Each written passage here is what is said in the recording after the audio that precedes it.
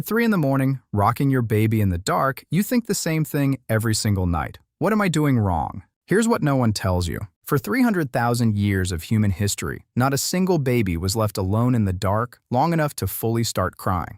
Not because babies were different, but because the world around them was. A separate nursery, a crib across the room, scheduled feeding. Advice like, let them cry, they'll get used to it. All of this is an invention of roughly the last 150 years. Historically, it's not even a second. But your baby's nervous system was shaped in a completely different world, and it still lives in that world. Every time your baby cries in the dark, it's not a whim. It's not manipulation. It's a 300,000-year-old alarm signal saying one thing: I don't feel you near me. Something is wrong. That's not a metaphor, that's biology, and science has been proving it for decades, in places most parents have never heard of. Anthropologists studying hunter-gatherer tribes, the Kung in southern Africa, the Aka in Central Africa, noticed something striking.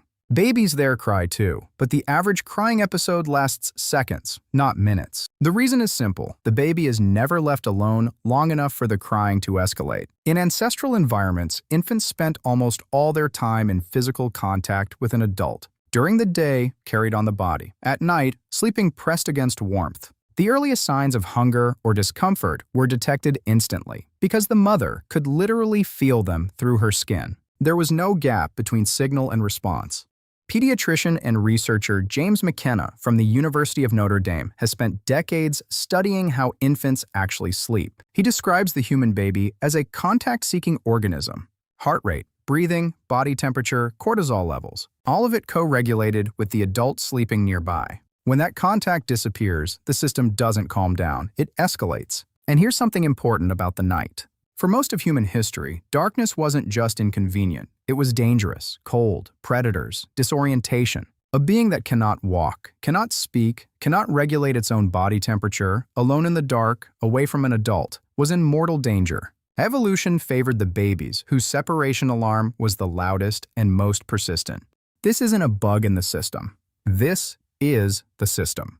Psychologist Darcia Narvaez, who studies what she calls the evolutionary developmental niche, found that in traditional societies, babies were held almost constantly, fed on demand, sometimes dozens of times a day, comforted through movement, warmth, voice, and smell. This wasn't a parenting philosophy. It was the environment in which the human nervous system was formed. And then one thing happened, one single shift that undid 300,000 years of it. Now look at what happened over the last 150 years. The Industrial Revolution separated work from home. Urban life broke large families into small, isolated apartments, and along with that came a new ideal: an independent baby who learns from birth to sleep alone, self-soothe, and not need you at night. This wasn't a discovery about child biology. It was a convenient cultural solution, and an entire psychology was built around it. If you pick them up every time they cry, you'll spoil them. If you feed on demand, you can't establish a routine. If your baby won't sleep in their crib, you must be doing something wrong. First, your sleep is taken away. Then you're told it's your fault. But here's what science says about parental burnout. Chronic sleep deprivation makes people more vulnerable to shame and self-blame. In other words, the more exhausted you are, the more it feels like the problem is you. That's not a character flaw. That's the neurobiology of sleep deprivation. And here's another fact. Researchers state carefully, but clearly, when parents interpret a baby's crying as proof of their own failure, the psychological burden doubles. You are not a bad parent. You are a good parent, placed in conditions that neither infant nor parental biology was designed for. The next night, when you wake up again in the dark and go to the cry, remember this. For hundreds of thousands of years, this is exactly what caring for a child looked like. Not a failure of routine, not a mistake in parenting.